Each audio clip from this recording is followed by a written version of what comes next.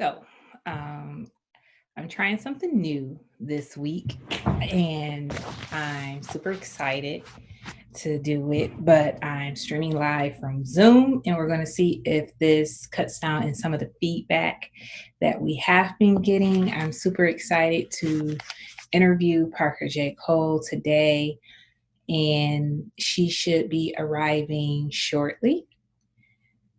So, I'm excited.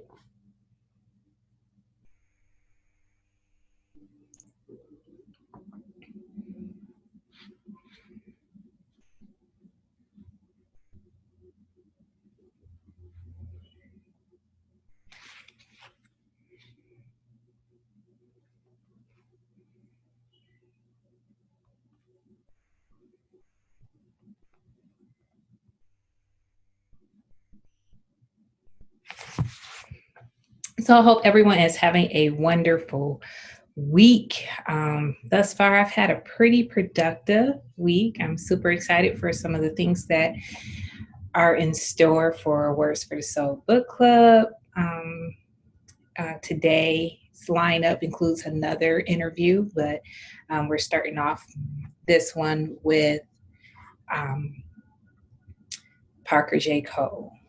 And she has a pretty extensive book catalog, and I hope to discuss that along with her prequel release, The Butterscotch Bride, that I had an opportunity to read ahead of time. So I thoroughly enjoyed that. I haven't posted my review yet, but I will be. I like to simmer on my thoughts about books when I read them before I go ahead and put what spoke to my soul, because as you know, I write my reviews a little differently. I don't say it was good, it was bad, it was this, but I literally tell you what spoke to my soul, what I got of it, what I can apply to my life possibly, and help me continue to be the best version of myself that I can be. And so I'm super excited about that. And as of now, we're just waiting for her to arrive.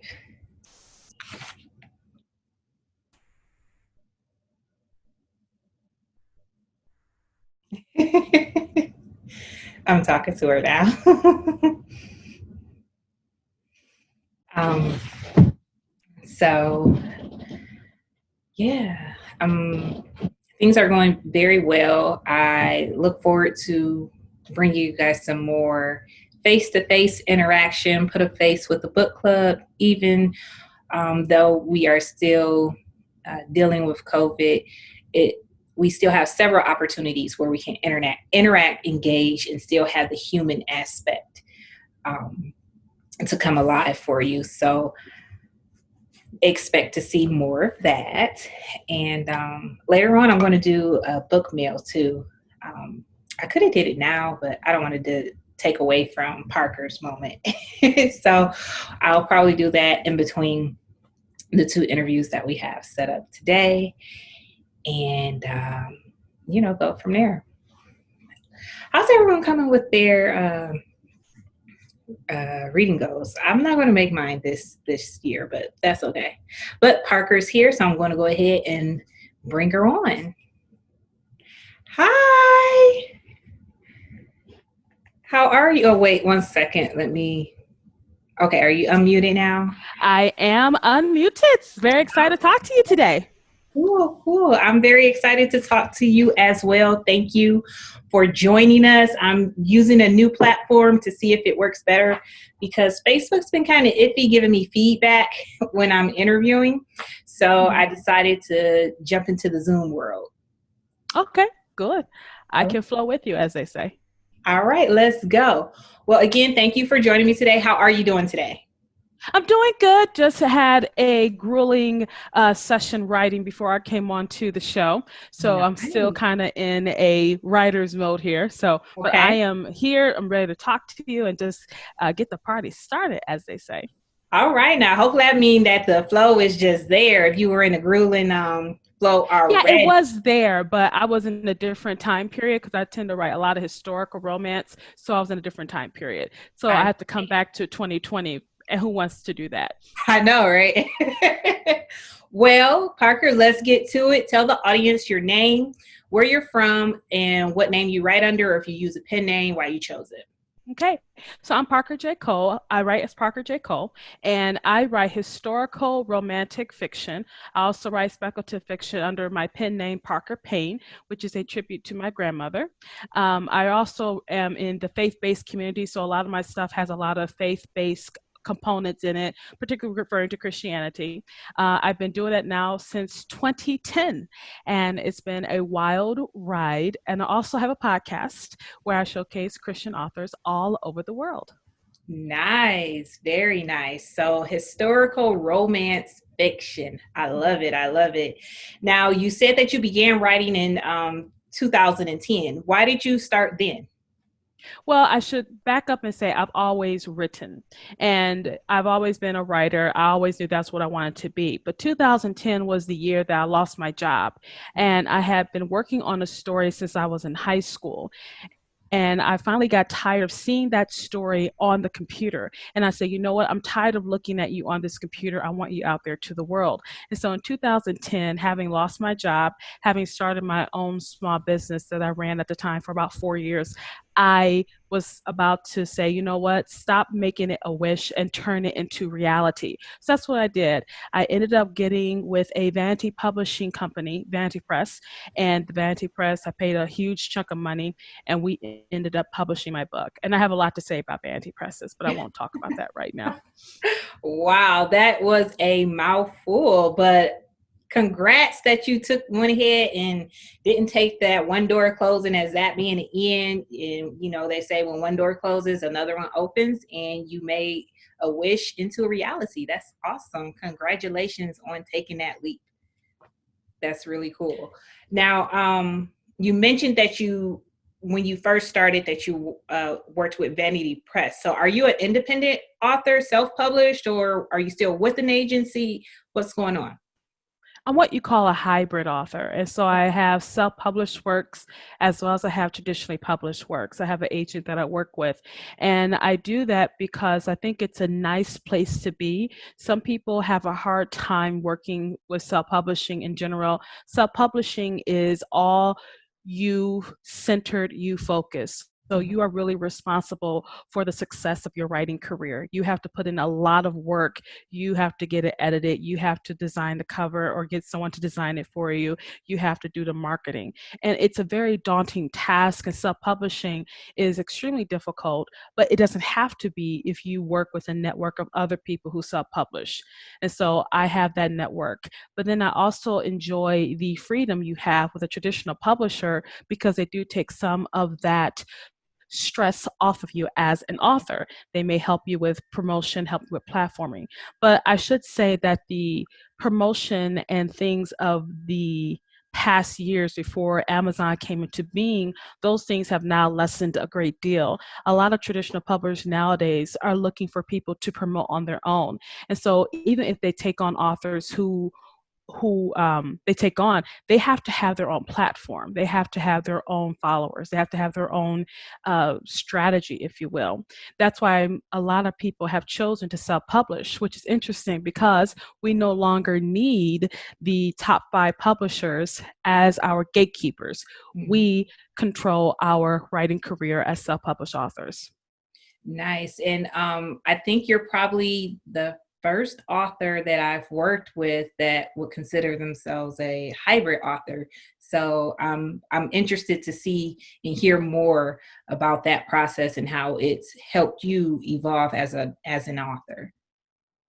One of the things that helps me to do is that you have your foot in both worlds because you do have the community of indie authors who all work together to help each other, but you also have the oversight that a traditional publisher gives you. They give you insight into your work when they send you edits, when they're helping you with the cover. They do know the market. They do understand that market. Now, we do understand that big publishing houses are changing because they have to adapt to what Amazon, which I call the Zon, has given indie authors, which is a platform where we as indie authors have said, I don't need your validation any longer. I can create my own brand and I don't need you for that.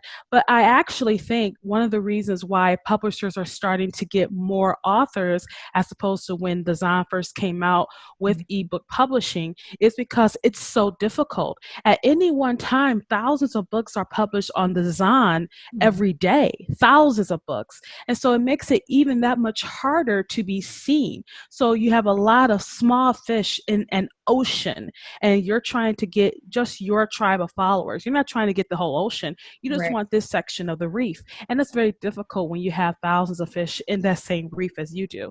One of the reasons why indie authors are starting to actually go to traditional publishers is because they want help with that marketing. And then some indie authors, they get so discouraged that they stop writing. They said, I've done everything I'm supposed to do and it hasn't worked. It hasn't worked. And I would say to that indie author out there who is discouraged, keep doing it. All it takes is one person. It doesn't take a bunch of people, just one.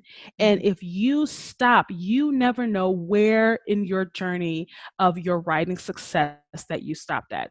I love to use the illustration of this man. God told the man to push the rock, and he pushed the rock. He pushed, push, push, push, push, push, push, push, push, push. And the guy told the Lord, he said, you know what? I've been pushing this rock for a long time. It hasn't moved. And God said, I didn't tell you to move the rock. I told you to push. He said, because when you're pushing, guess what happened? Your muscles got stronger. You're able to handle more weight. You're starting to do this and learn all these different things. And I love that because we want instant gratification when we forget that hard work pays off on its own. Learning to go with the dream when no one else is going with the dream with you. I'm coming from a place of experience. That's why I can say these things. That's why I try to inspire other authors. They always say, oh, I want to write a book, Parker. Oh, I want to write a book, Parker. Guess what? You can. You just aren't doing it. That's the difference. I see. Absolutely. Absolutely. Now, please tell us, what is the name of the book that you're currently promoting and what's it about? This book is called The Butterscotch Bride, and it is a prequel standalone book for another release coming out in January. This is what I will call my Gone with the Wind. And I read Gone with the Wind when I was in high school. I thoroughly enjoyed it. It's fallen out of favor due to a lot of racial tensions going on in the US, particularly today, and being felt across the world. But I still love the story. I love the whole idea of it. It's very, it's romance. So I Right. said, what if I wrote my own version of Gone with the Wind, but coming from an enslaved point of view? And then as I was doing the research, I didn't want to keep writing a story of slave masters being horrible to their slaves, because as I was doing research into slavery, not every single story has this antagonistic dynamic between slave owner and slave. There were those who I would call benevolent slave owners. And what I mean by benevolent, they didn't do like some of the others did. And this is extremely important when it comes to understanding the very complex racial tensions that are in the US. People outside the US, when they look at it like, wow, why is it such a big deal? I said, because you don't understand just how complex racial tensions are. They span over hundreds of years. And right now, we're in a very exciting time that's also quite painful because old hurts are coming to the forefront, wounds are being triggered, pus is coming out, but that means healing is on the horizon. It's going to hurt. When you put alcohol on a sore, it is going to hurt. So with this mindset, I wanted to use the Butterscotch Bride to kind of show the complexity of what our racial tension history is. So I did that. But as I was researching, it was so depressing, particularly for African American women. It was so depressing. One of the things that was interesting was that their bodies were not their own. So they could be sold into slavery. And when they needed to be men, they can work like a man. But oh, when they wanted them to be women, they were women, and horrifically so. They were raped, their children were not their own, and then they had to fight off the men. Sometimes they were bred, they were sold. So it was this really depressing story. And so I wanted to take a character that did not experience that, because at the end of the day, I wanted to use that symbolically as someone who is the future. Imagine someone who doesn't have to deal with that. And in actuality, that's us. We don't have to have the same trauma that our ancestors who are African Americans dealt with. But I also wanted to explore that not every white person had it out for Black people either. Not every whatever had it out for them either. Okay, so because of that, I wanted to show a very interesting dynamic. And so the story centers around a young woman named Permelia, and she is her mistress's favorite. And then the romance part of it comes with a runner, a guy who's run twice. His name is Horace. And they meet. So he's experienced the horrible side of slavery. You know, he's been hurt, abused, beat, stuff like that. She never has. And there's this resentment he has towards her. But at the same time, he doesn't want that to change for her. It's almost like he's happy that she has never had these experiences. And so that's why their paths meet in this story. And you know, I had the opportunity to complete the reading of the Oh, Butterscotch. you read it? Oh, yes, absolutely. Oh, that's awesome. I didn't think you did. Yes, ma'am, I sure did, Parker. And you know, it was the first time in a long time that I did read a story that was entrenched in enthralled in slavery, and I wasn't angry after reading.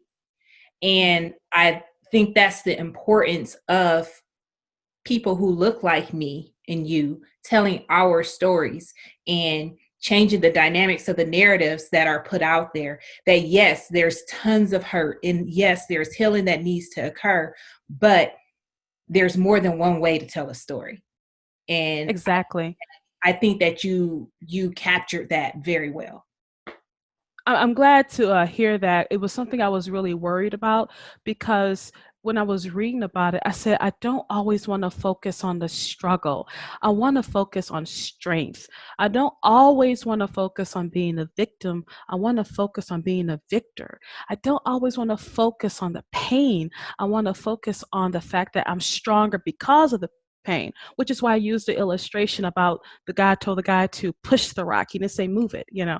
And I think we're so caught up in the past that we're forgetting that we are overcomers, that we can succeed. And as I was reading this, and I'm reading this from the 21st century, I can't think of how many people died and lived horrible lives. So we're here. And so that's progress. It may not seem like progress because right now we're all emotionally reactive to so many horrible things happen. But I said, do you want to remain in the past, or do you want to go into the future? But at the same token, you can't go into the future unless you acknowledge the past. Yes. And so that's why these conversations, I know we're talking about the book, but it's overarching, is that these conversations are difficult, they're hard. I've had a number of Caucasian friends come to me and they ask me, are you okay? I'm like, I'm fine. You know, there is no such thing as a monolithic Black mind. There's no such thing as that. We all have our different experiences. I remember at church, this one young lady, she said, you know, there's always this couplet, all Black people know how to sing. And she was like, no. I don't know how to sing. And then she was like, there's another couplet, oh, Black people have rhythm. She was like, no, that's not me. So when you understand that the problem is that you have to see me as a human being. Yes. Once you see me as a human being, then you understand that as a human being, I have rights. I have the right to do what I want to do without having you police me.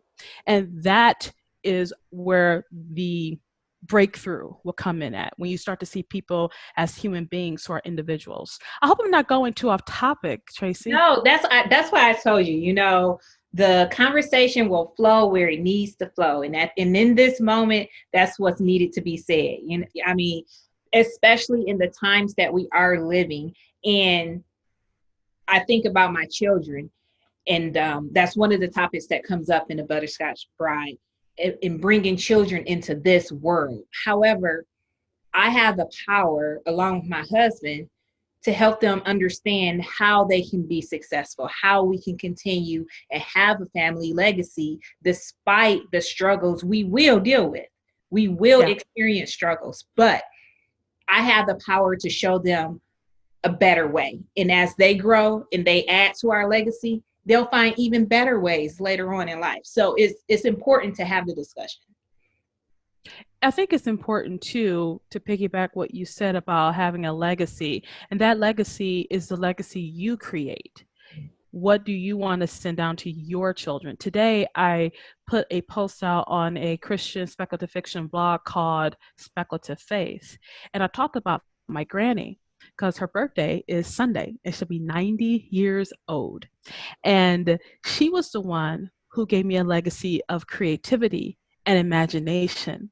She used to watch tons of horror films. She liked it. And then she watched sci-fi, which is why I'm a Star Trek fan.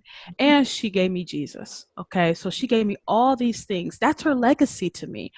And it's important to determine, yes, we have a cultural legacy that we carry with us, but we can always break from that and create our own legacy. We can create our own avenue of success. We can do that. We don't need anyone else to teach us that. We can do it on our own. And understanding that is what is key to helping us break out of strongholds that we have. So when you were mentioning that, I commend you that you're saying, we have this legacy. We got to deal with, being African American, dealing with all these things, but we don't have to stay there. And I know your husband. I went to school with your husband. So it's what's funny is if you went to school with my husband, you went to school with me too, because I went to King too. I can't remember. It's funny because you would think I remember all these people. And then when I went to the reunion, I was like, who's that? Well, and I didn't come out in you all's year. I was in the year under, so okay, we're good then. Okay, we're good. And plus, I was quiet. I was not the popular kid. So me either. I was in that in between, not totally unknown, but not at the higher end either. So, but I think Charlie and I was Barber Magnet. Oh, okay. He went to Barber. Yeah, I knew him from Barber. Okay. And I think cause I remember him from Barber. Yeah, and I'm trying to, how you like, okay, and I know what he looks like now, what he looks like then. It's like, oh, okay, yeah, that's him. Right. So yeah, but that's fine. I'm sorry, totally went off. So go ahead. Right. No, but that kind of leads into the next question. We kind of covered it, but just to be certain, what was the total inspiration in writing this book? Well, the inspiration was that I never truly intended on writing this book. The book that's coming out in January was the story I was working on. And just so you know, I am what you call a pantser. I pants my stories. But lately, I have been plotting. And it's because the more I get into historical research, it's important to know different events that happen or dress, customs, what have you. So I was plotting the story that's coming out in January, and I was plotting, I said, okay, who are her parents? And so her parents, I said this. And all of a sudden I was like, how did she get from there to here? And I'm going, and also it was flowing. So mind you, I'm on Mountain Dew and I'm sleepy. So there's a lot going on here. So I remember I wrote everything out and I went to sleep. When I woke up the next morning, it was like, like 4 a.m. I woke up, I was like, that's not bad. That kind of looked like, that's not bad. And their story really started to expand. And all of a sudden I said, you know what? They want their story told. Like, this story has to be told. And then as far as the title, a couple people asked me, why did you call it The Butterscotch Bride? And I said, at first, I was using it to describe her skin color, because another thing that has happened with African Americans in literature, they're often says black, brown, dark, and I'm like, we're all shades of the brown rainbow, and we have very, very light to very, very dark, and it's all beautiful. And I wanted to use it to describe her skin tone, like a buttery brown butterscotch, but then all of a sudden I started to look up the history of butterscotch, and then more and more of the story came to me. I said, that's why she's a butterscotch bride. And so that's how the title came to be. So it wasn't my intention to write this book, but when I sketched out their daughter's story, which is coming up in January, I said, wow, their story has to be told too. Plus, I was really intrigued about writing a pre-Civil War romance with the enslaved as the protagonist of the story, as opposed to the owners. Yeah. And I was determined that I would have a black Southern belle in a Gone with the Wind gown. I was determined that would happen. Like, Yeah. this is going to happen. And I put that in the story. And I try to put in the right context. It would be, where she would be, frowned upon wearing, white men's clothes or whatever. But I put it in there because I wanted one. So, yeah. And you have the right to do so. It's your story to tell. Now, the experiences that you do retell, did any part of it come from any experience in your own life or of anyone that you love? I know it deals with slavery, but sometimes we can bring personal aspects into those retellings. Well, one of my ancestors was lynched back in the 40s, I want to say, and it was a well-publicized lynching that had happened, and we didn't find this out until about 4 years ago. Mm. And when we found that out, we were like, okay, who is this? And it was some kind of racial tensions, of course, that happened, and he got lynched. And I started thinking about it when I was writing this story. I said, but we're still here. Our family line continues, right? And so in the story, Horace discovers things about his own lineage, and he makes a determination that I'm still here. I can still keep going. It's still possible. And so it wasn't based off of anything personally that I experienced besides just having that antecedent in my family history, one of my ancestors being lynched. It's more so that I wanted to explore how, even though we have this great pain, that at the end of that road is going to come relief. So I think that is what was more important to me, not necessarily having a personal attrition to it. And with Horace's story, I enjoyed it because the relief he received was something that could never be taken away. Exactly. And that's makes it even more important for me as a parent to ensure that what I'm instilling in my children is something that can never be taken away. And that there was amazing, especially once everything kind of comes together with Horace and the realization is made and all of that. Like it was refreshing to know that it wasn't tied to this specific, materialistic item. I gotta tell you too, another person that really inspired me with Horace was actually Chadwick Boseman. He recently passed away. And the more I thought about it, I said, this man had cancer and he was kicking tail and he kept it to himself. He did not want pity. He did not want sorrow. He didn't want anybody taking clocks and and I said, if he can do it, I have literally been inspired by that man. And I didn't know him from Adam. I mean, I knew him from Black Panther and other movies that he did. Exactly. And he wasn't even my main crush in that movie. My main crush in that movie is Michael B. Jordan. So he wasn't even my main crush in the movie. Killmonger, that was, yes. I got to put my face back on because I love Michael B. Jordan. So anyway, but he was just so inspiring that he kept pushing no matter what. And to see that and to see, especially when you find out, you mean he had cancer and he kept doing this and he had cancer while he was doing the movie. And you're just like, wow. And so I was really inspired by him too. So Horace kind of has some of that attribute that Chadwick Boseman really had, even though we never knew it. We didn't know until after he died that, wow. And it kind of just makes you go, okay, what's my excuse? Exactly. Yes. And learning of his death it just hit so differently with me. And then once they gave a rundown of all the movies he completed after his diagnosis and into the last leg of his disease, he didn't let anything stop him. And while he didn't publicly let us know what he was going through, I'm sure his close-knit network or family, had that knowledge, and they didn't try to stop him. No. And he didn't let time limit him because, in actuality, time isn't real. It's something that we've created to tie us to a schedule and all these other kind of things. But he knew regardless of how many seconds ticked away, he was going to make use of every single one of them. And it's inspiring for us who feel like, oh, I can't do this, I don't have enough time, or this is going on or that is going on. If this man can do it and he had a debilitating cancer, come on, just put a little effort in there. You'd be amazed at what you can accomplish. So I love the fact that that was another inspiration in regards to Horace's character, and to, get out here, let's go, let's get this done. One thing too is that Horace has that desire to be free, and that desire is real. It doesn't matter if it's slavery um, like back in the day, or if it's slavery now. We all have a desire to be free.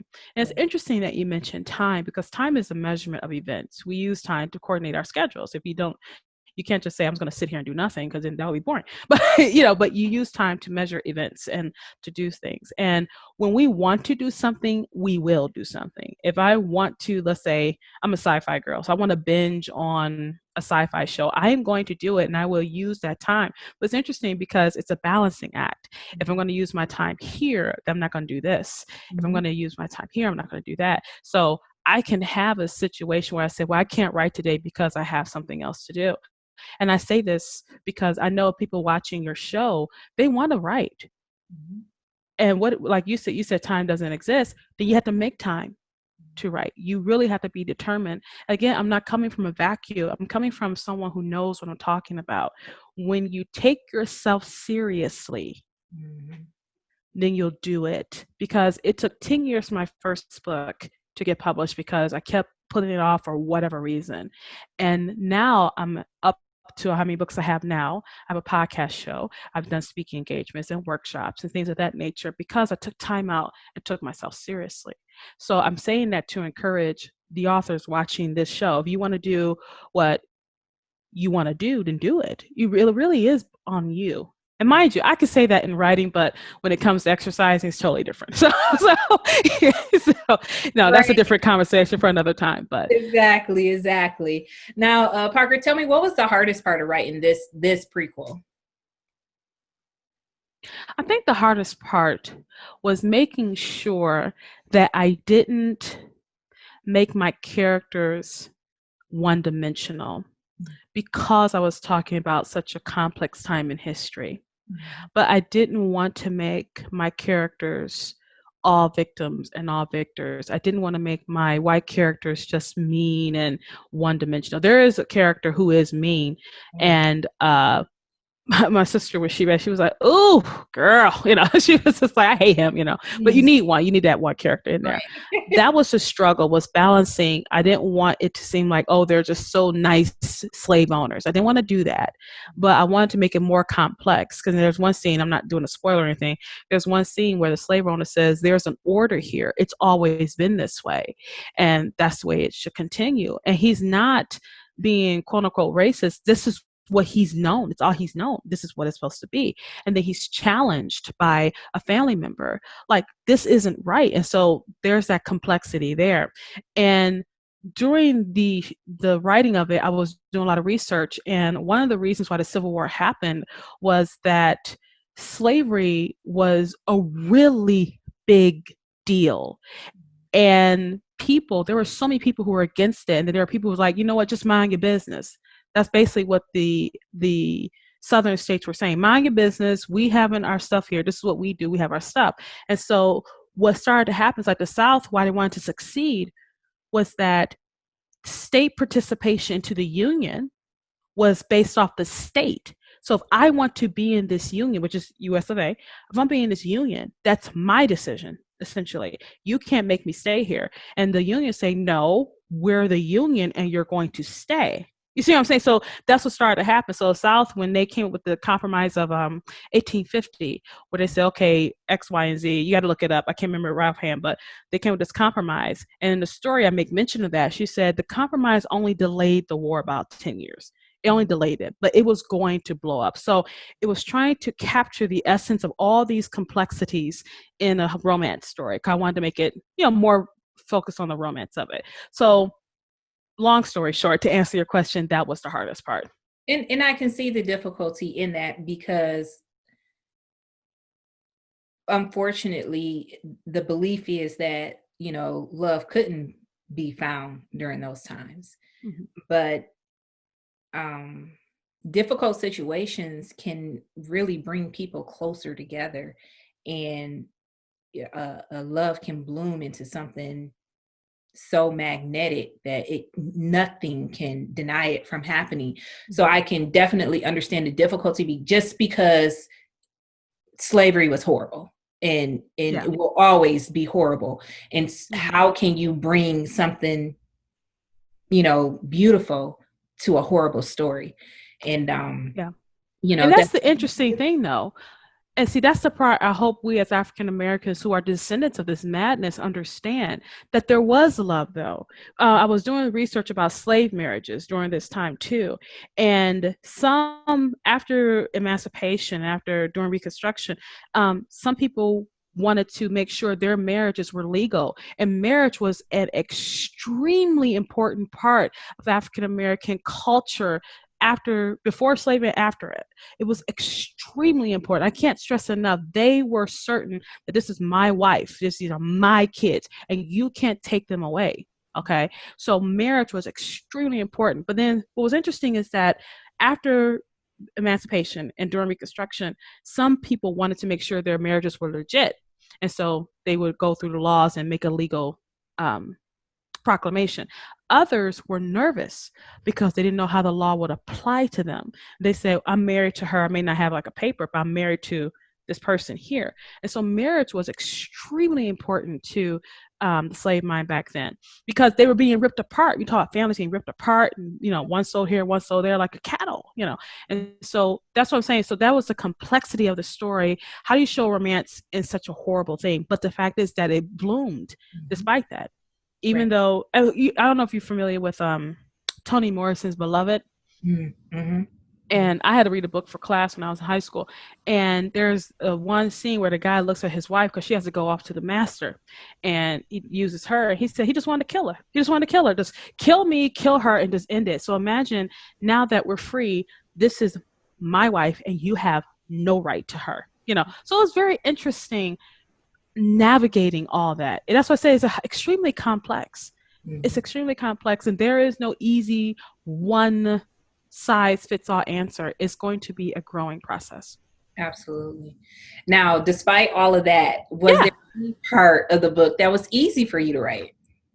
I gotta be honest with you. The easy part was there. And when I mean by easy, the fun part was discovering their love for each other. That was the fun part because they're two different people, and I come from a school of thought that I like my men older than my girls in my Mhm. romances. I just do. Maybe it's old school thinking, but that's just me. And I like the fact that he desires her, but he's angry at her. I like reading about the dresses of the time because I love costume dress. I love it, you know. Mhm. And if I ever have like one of my dreams to have like a costume ball birthday party, and we all dress in like old clothes from back in the day, I'm totally doing it. Totally doing it. So, and I like that part. That was the fun part. Really, giving that dynamic, but then making it complicated with them too. So it's not just the historical backdrop, it's their stuff too. So that was the fun part. And Horace, I should tell you a little secret. With Horace, his name wasn't going to be that at all at first. That wasn't going to be his name. I came with Horace because I was looking up names, Victorian names for the time period. And I looked up Horace and I saw a online forum say Horace. How would you say Horace? Horace or Horace or something. And it Mhm. said it's Horus, like the Egyptian god. I was Mhm. like, oh, they do sound the same. I was like, oh, that's awesome. That became like a plot point later Yeah. on in the story, just a really quick plot point. So that's just fun. But that was the fun part. And I was like, this is my Gone with the Wind, but I want it from the slave point of view. Right. And you may notice that people who read our books, you may notice most of my men are tall with beards. That's just something I can't help. I can't. I love beards, and people know I Okay. have a. It's bad, Tracy, because nowadays I don't even look at a guy if I'm like walking down the street unless he has like a beard. It's and I'm not talking Gandalf, running the floor kind of beard. I mean something nice and trimmed. Yes, Looks yes. nice. It's bad. And It's bad. it's funny because when Charlie and I got together, he had a full beard. And I'm like, I really don't like the full beard. I just like, the little goatee or, something like that. So he actually shaves it off down to the goatee. And then I looked See, at it and I was see, like, I think I like the beard. So he was he was so mad. Like, seriously, like I literally cut this off for you and you don't want it off. So yeah, I'm a beard girl. I don't know what happened. and I had a friend, another author friend of mine. He had a nice long beard. It wasn't Gandalf though. But it was like really long, about probably like right there. And he said, "My wife would divorce me if I ever got rid of it." That's what she, And I kind of like that. Some men respect that. This is what we like. I mean, you can change your looks, but I like beards. And I put on my Facebook one time. And someone said, "Hey, Parker," and they had like this guy with a beard, a meme or something, and it's like flowing in the wind behind him. He's like, "You like that beard?" I was like, "Oh gosh," but that is, and as a raw author, you don't realize that you have certain patterns to your writing until you start to write. People pick up on them. Right. I was like, "Oh." Like I recently, I had no idea, because you're putting yourself in your books. That's what it is. You put things that you like in your books. So I'm trying to work on that a little bit, like a little bit, like most of my characters like, do you like most of my characters like tea. I love tea. I love tea. I don't drink coffee. And so I'll have them drink tea. And someone say, people like coffee. Like, they do? Like, coffee's disgusting to me, So, yeah. Right. Now, did you learn anything from writing this book? And if so, what was it? I learned that you can push yourself in an uncomfortable place, because the book was uncomfortable to write. And there were a couple of times I said, maybe I shouldn't write this, it's just, but I kept pushing. And I think as an author, you can grow when you deliberately put yourself in an uncomfortable position. And it doesn't have to be like slavery, but just even write on your own ethnicity, or write out, a new genre. Like I'm working on a horror novel, and I've written horror before, but now it's been a while since I've written it. So I'm working on a horror novel. I'm also working on a military sci-fi and something else I'm working on. And putting yourself in a place of discomfort is good, because if you get too comfortable, you think you've already hit the peak. And we want to constantly grow in this thing. So it was a little uncomfortable for me. I was probably a little bit more nervous than I was having my other books, because I was taking on such a challenging period with a challenging spin, as well as a challenging way of doing things. The other thing I learned really quickly was Uncle Tom's Cabin. Uncle Tom's Cabin was a book I mentioned a couple times in the book.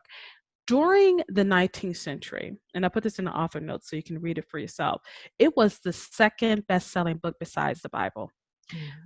That just lets you know how pervasive slavery was. And when the woman wrote it, she wrote it because she was humanizing Black people. Yeah, remember, they were called 3/5 of a person. So she was humanizing Black people. So Uncle Tom was a Christ figure in the book. When he dies at the end, he's a Christ figure. When they're showing his Christian faith, all this stuff. This is extremely important, because now it's fallen into favor, because it is responsible for stereotypes about African Americans. You see what I'm saying? But at the time of the story, during this time period, people were reading it, especially in the UK. The UK had bought like 1 million copies of it, because because the slavery had been abolished about 20 years before we did. And so they were like, "Oh, I'm so glad. I'm so sick of these Americans. They're talking all this crud about bringing you're tired and you're hungry." And then they got slavery. They were just going at it. So that was something else I learned. So that was the woke literature of the 19th century, was Uncle Tom's Cabin. Again, it falls into favor because people change, ideas change, most change. It'd be interesting too, Tracy, if we look back now, what will be considered really edgy now? What will it be 20 years from now? It's going to be real interesting. Hopefully we'll still be here. We'll still be here to see it. That is an interesting thought. Yeah. To even consider, but I did notice that because I'm the type that reads cover to cover, like front to the back cover. I read every single page, and because every part of the book is important, and you learn things that you may not have caught while you were reading the story, and that's how you get various, and different perspectives. And what I may have gotten out of reading your book someone else may not have. And Correct. what you wanted us to get out of the book, I may have missed, but reading everything brings everything together. That's Yeah. how I do it, cover to cover. I would read every single page. I always wonder if people read the author's note, because I read the author's note because it's interesting to see what else the author wanted you to know. And then I dedicated to two friends of mine, Sharon and Darren. And Darren, he lived in Alabama, and he, without going into too much detail, he had his own experience with the interracial coupling, and he was really pivotal in helping me with this story as well. So I dedicated to them because we met for we were in Detroit, so we went to a Plymouth. We went in Plymouth, Okay. and we had a restaurant there, and we just had the marvelous time. And so, as my way of saying thank you to Darren, I made him a secondary character in the book, and Okay. he was just tickled. His wife rather was just tickled pink. She was like, I "Really? was Oh my trying gosh, to figure Parker!" out who that secondary character. So he loved it. He loved it. Really? He loved it. I don't know. I had like a, if it is who I think it is, I have a love-hate relationship with him. Mm-hmm. If his name starts with an A. But his role was important as well, because that's part of our history, that people were able to have a better life because of that. Mm-hmm. And Yeah. while they were getting the better life, we don't know who pushed them to be more of their true self. Yeah. And things like that. I like him too. I actually like him too. And it's he like, came okay, with Mountain Dew. Again, I'm a Mountain Dew freak. And people are like, don't drink Mountain Dew. I know it's horrible. I know. Okay, I know. So anyway, I was like, but I know it helps me think though. I can't help it. So, but with him, his name is Alistair. With him, he I didn't plan him at all. Like, I did not plan Alistair. But I was thinking, and then I was like, who would marry this guy? And then it all came to me, So I actually like him. He's, like I said, he's a weird, interesting character. He's so arrogant. And I met people like that. Like, oh, I hate you, but I love you too, because at least you know where you stand with those type of people. No fake here. You know where you stand with them. Absolutely.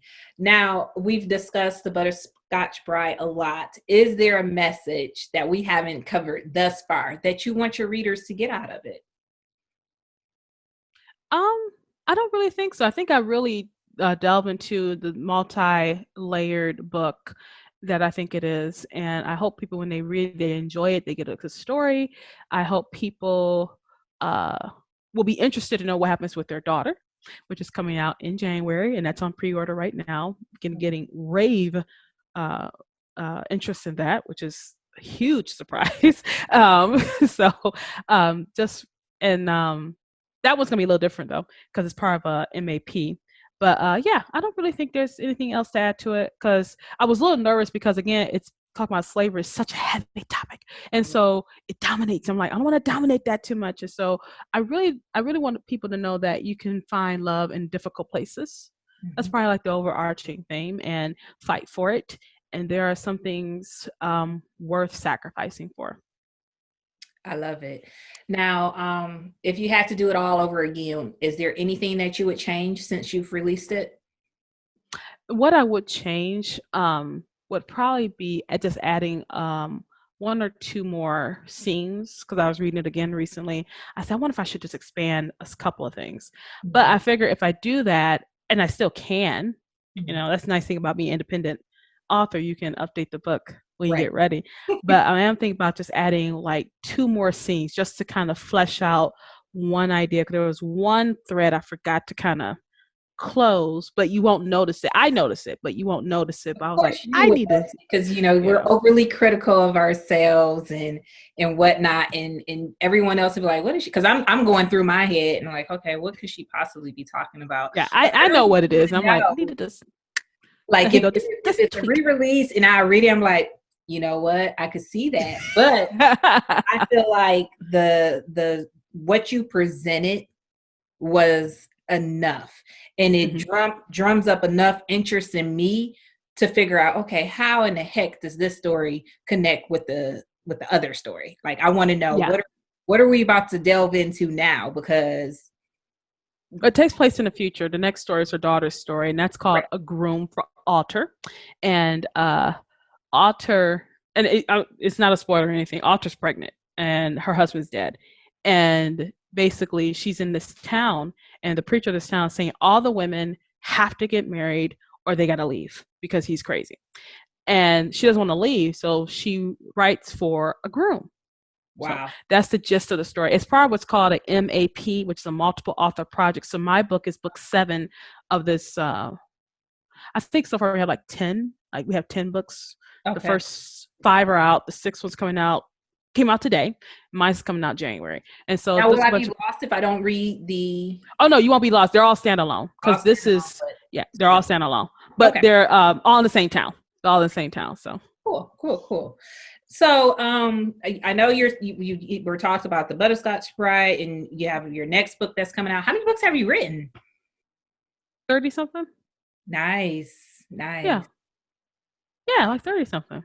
Okay. No, I'm just thinking about like, I have to like 30 something, and my goal next year is to write another 10. 10? Another 10. Yeah, because I have some solo projects I'm working on.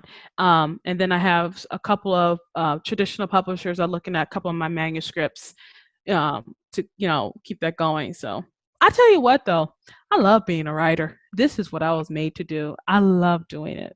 I love it. And I love writers because you'll read their work and you have the opportunity to kind of get in their head, and you're like, man, how did you even come up with that? And then, or if it's, a series, and how are you going to connect these together, or how are you going to resolve this?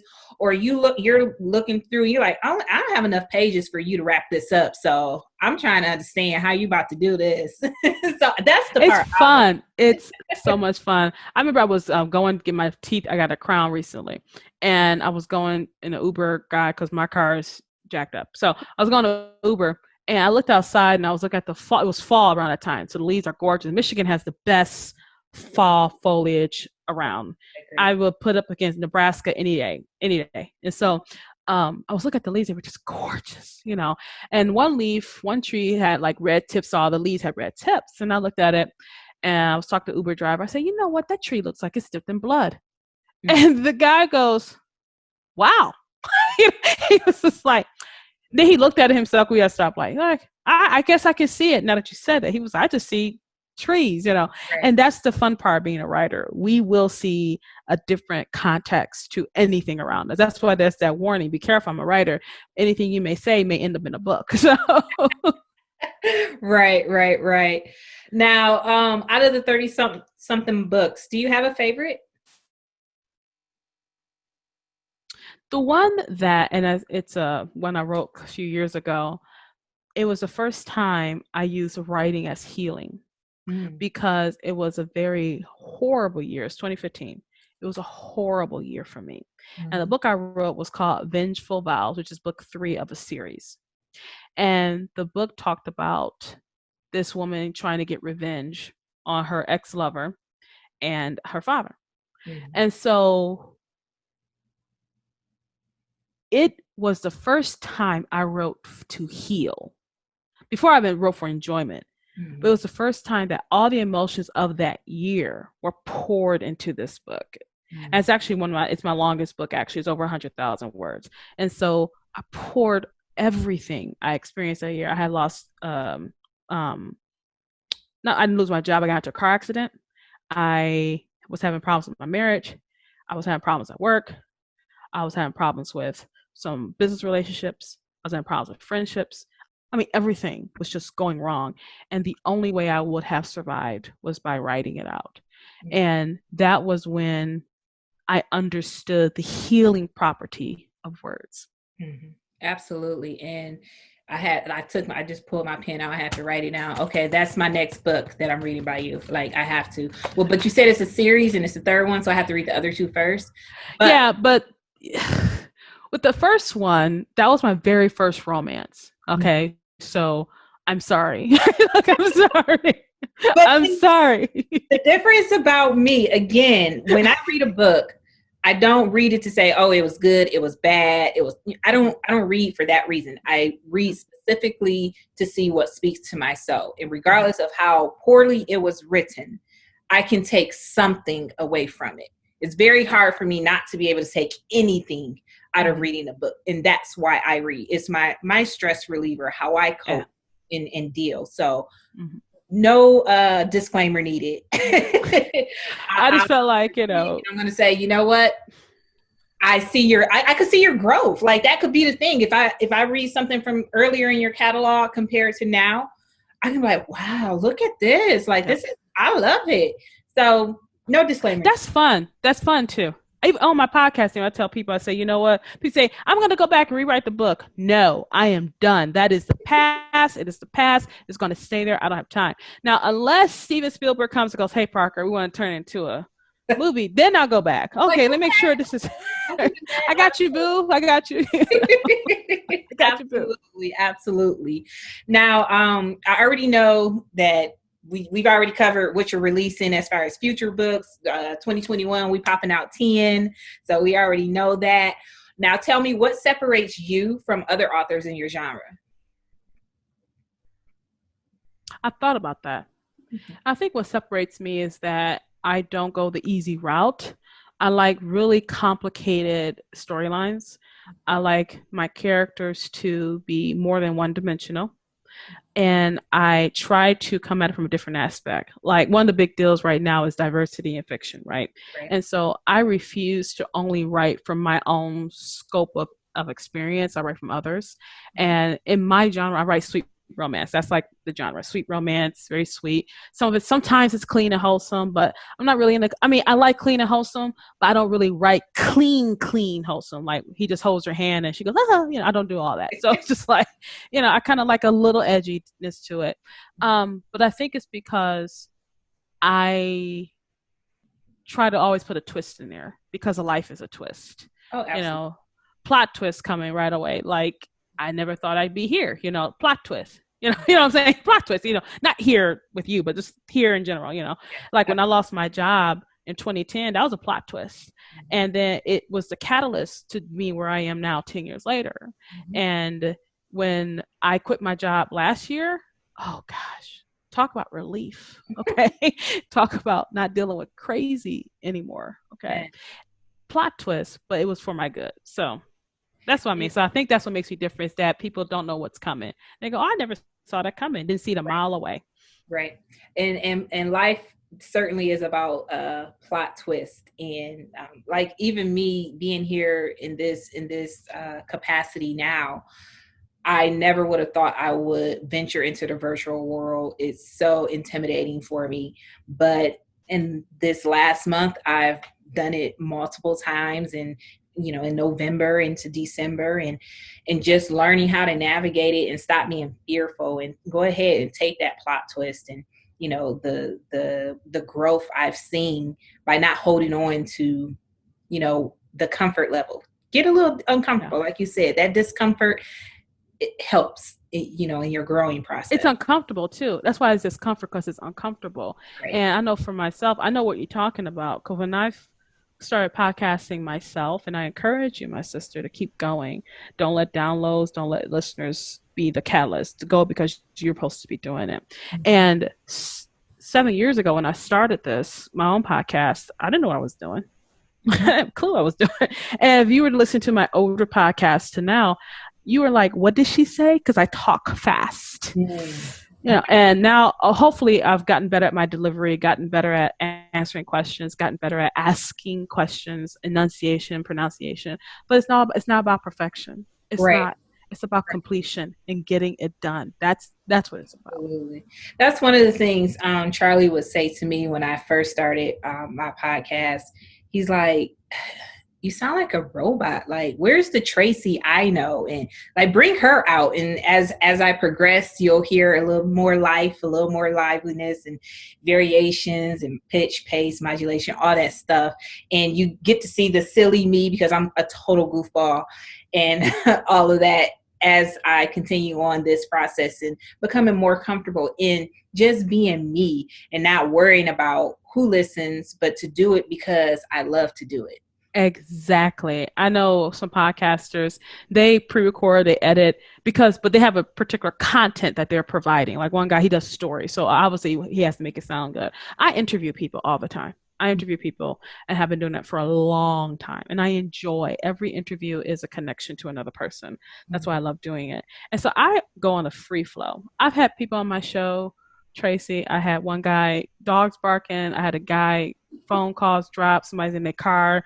One lady was in the hospital. Like I can hear the nurse taking her blood pressure. I'm like, we can do this later. Oh no, Parker. No. I'm like, no, we can do this later. You're in the hospital. You know what I mean? Like, it's okay. No. And we did that show. It was a really good one too. And I could hear the nurse go, okay, Miss So-and-so. And she, I'm like, and I'm sitting here going, we can do this later. But she was insistent. That's why I like doing live. That's why I love doing live, because whatever happens. If I burp, if I cough, it's done.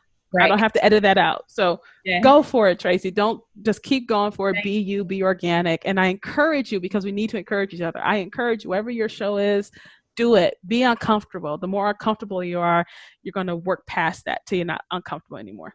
Absolutely. Thank you. I truly appreciate that. Now, this is something I try to ask all the authors that I speak with. What is your experience in the writing community? In the romance community, which is a huge genre, I've experienced the sweet romance community could be extremely cutthroat. It can be a lot of stuff behind the scenes that readers would never have any idea what's going on. But I also discovered within the community, it is extremely close-knit, and we do support each other in romance. Romance is big for a reason. It's predominantly women who write and read romance, but there are men too. And the community is out of sight. The community really is out of sight, particularly when you get plugged in. Like if they don't know you the first time, they don't know you, be like, okay, who's Parker? And that's what I experienced when I started writing in Sweet. Because before I wrote like Edgy, then I started writing Sweet. And someone said, you get more followers in Sweet because they want those type of stories. And so when I started writing it in there, people didn't know who I was. And they were like, who's Parker? Can I trust her? And that's true. Can I trust her? I'm going to enjoy her story, that she's not going to do whatever. And so I had to gain that trust. I had another African-American author recently. She started writing in some of the MAPs, networking. And she got some flack. I won't go into it, but she got some flack. And I said, well, she said, I don't think I want these readers. I said, you know what? It's up to you what you decide to do. I said, but if they don't know you, they're not going to respond to you. Do you know what I'm saying? It's like you got to kind of get to know who you are. But hopefully she'll keep at it. I hope she keeps at it. But they were kind of vile towards her one book. And I said, wow, I never had that experience. But then I do remember not being known and the readers not knowing who I was. But the community, when you're in, and it doesn't matter if it's white, black, Asian, whatever. I mean, the community itself is very close-knit, and we are very vocal. We are very outspoken. And I don't know if you remember about RWA, which is Romance Rise of America. There was a lot of hoopla going on about it, and people were making fun of Romancelandia. I said, what happens in Romancelandia, you really need to pay attention to. You really need to pay attention to, because it's going to filter into other genres, And so that was fun. Again, vocal, open, honest. They go off. You know how women can do in general. Women, what did you just say to me? And we'd be on Twitter. What? So that's kind of like what happened. So it's an open community, very close-knit, very supportive. Readers share authors share readers, or should, I should say. There are those who think, I can't tell you about my readers because you'll take my readers.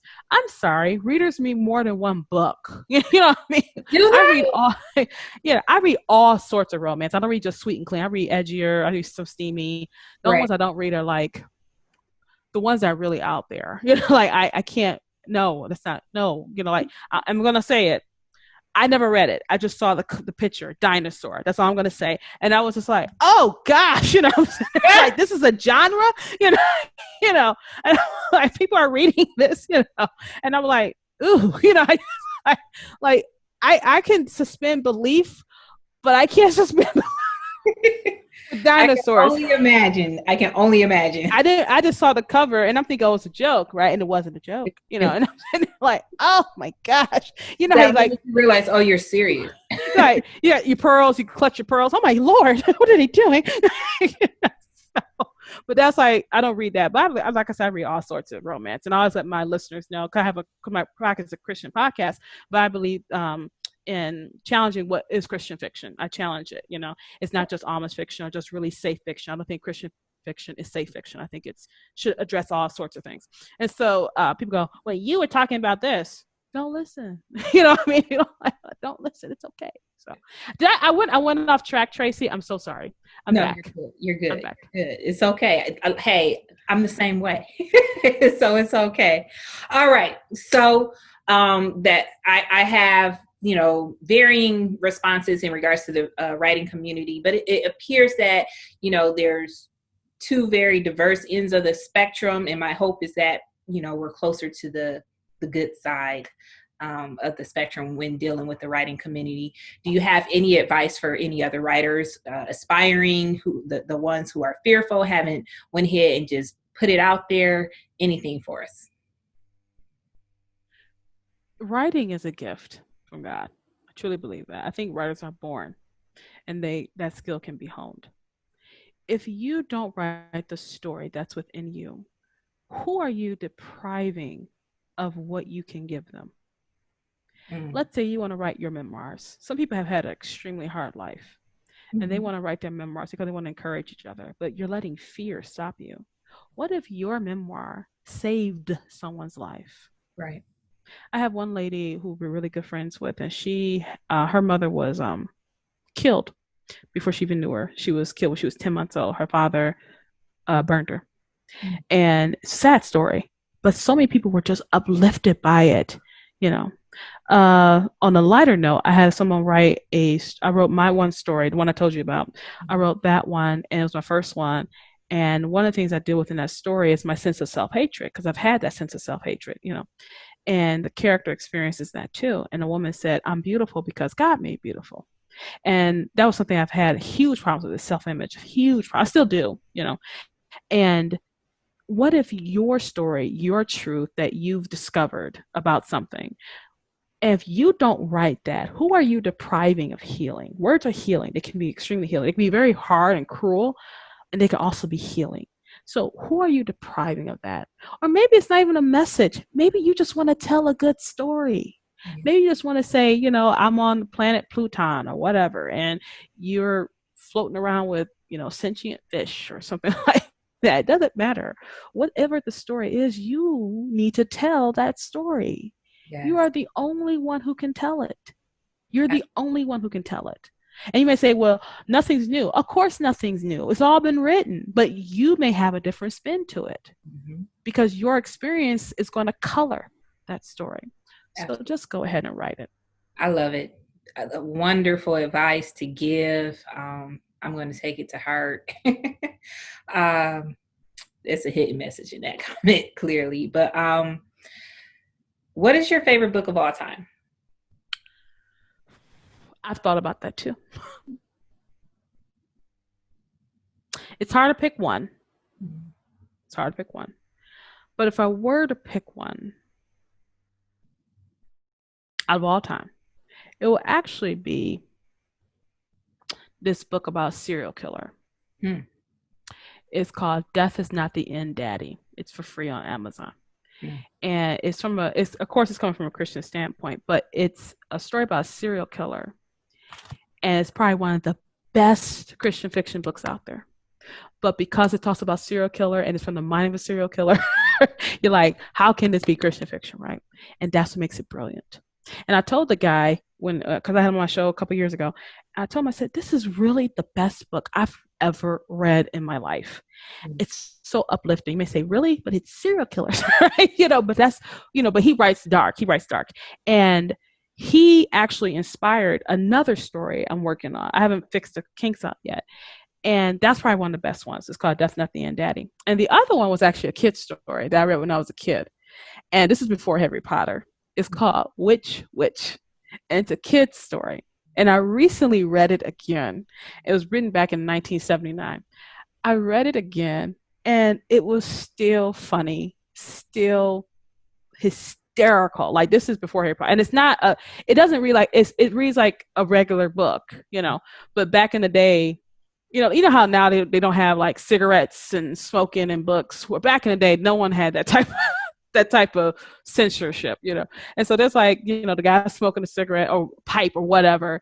And it's a kid's book and it's the funniest book I have ever read in my life. And so those two, I know we got horror and a kid's book, but you asked, so that's like my thing there. And then of course, I have a dozen romance novels that I can't even begin to tell you which one. So Okay. Well, since you gave me two answers, you're going to have to give me answers on the next one as well.